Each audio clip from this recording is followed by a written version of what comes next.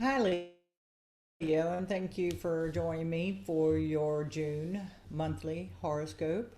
Um, you have a lot of action in your chart here, up in the other part of your chart, and so you're kind of focused on two houses, mainly these two. With the sun in your 11th house of hopes and dreams and group associations, friends, and your social environment.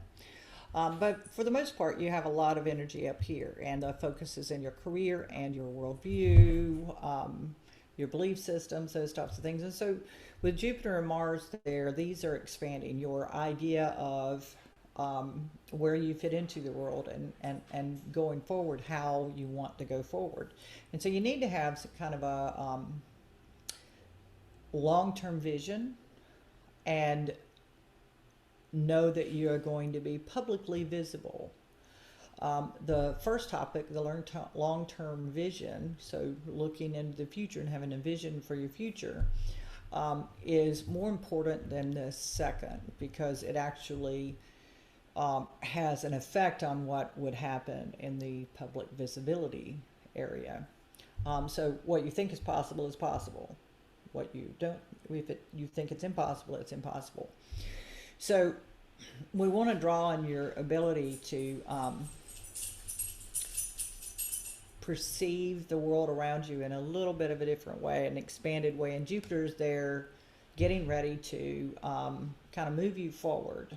If you just listen to the Cancer reading, Cancer has Jupiter here in the 10th house, which is where next year Jupiter will be for you. So in 2023, he'll be here in this 10th house. And so you kind of want to start planning for that now. What are the opportunities that are going to come up for you then? Is there any work you need to do in the meantime to get there? So, this long range idea, this long range vision for what you want that public visibility to be like. And a long term vision is not a day to day schematic. This is what I'm going to do today. This is where I'm going. This is, how I connect the dots. It's that vision and starting to put yourself in there. I said this house was about world views, and it is. It's also about long distance travel, higher education, um, publishing, those sorts of things. But the worldview is actually includes our place in it. So if we believe the world to be a certain way, that tells us what our place is in it.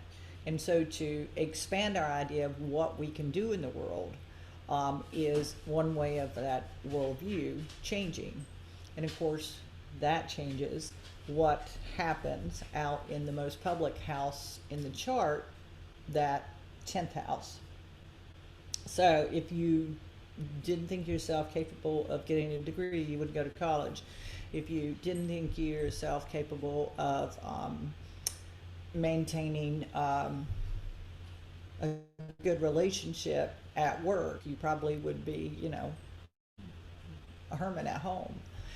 So, this view of the world has a lot more to do with what we think is possible, and that has to do with our beliefs. So, what we believe about the world, we tend to create. So, I would suggest that you have this vision for yourself and that you allow yourself to not talk, not to say, draw out this detailed plan of I'm going to do this, this, and this, like when you're traveling cross country and I'm going to go to this city and I'm going to go to this city and then I'm going to go to this city. Imagine being in California at the beach. Imagine how that feels. Allow yourself to put yourself in that place where you have envisioned and make it real for yourself. Make it a part of your being. Feel how it feels to be standing on the beach in California. Those are the types of things I mean when I say have a vision, have a long term vision for yourself. Then the little things will take care of themselves. Um, you may need to realize that when we create this long term vision for ourselves, that tends to take us out of our comfort zone. But it also tends to take us, if our worldview changes, it tends to take us out of the comfort zone of the people around us, right? So if your parents never went to college, they may be happy that you're going to college, but they may be scared of what happens when you go to the big city, kind of thing. So just know that you might not be, everyone's approval may not be granted for you to do whatever this long-term vision is. But your vision is your vision. It doesn't need anyone else's approval.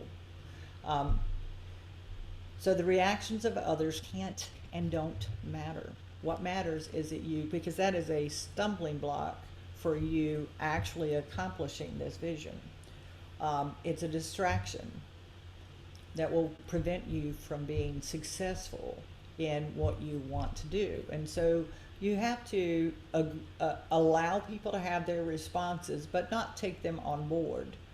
Count praise and their judgment with equal irrelevancy.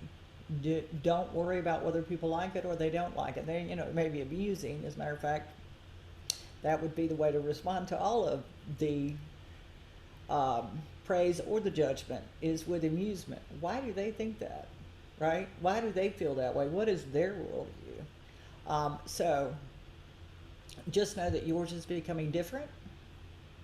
To have a vision means you see something in this instance that may not seem to exist at the present moment. But what you can count on is that you do.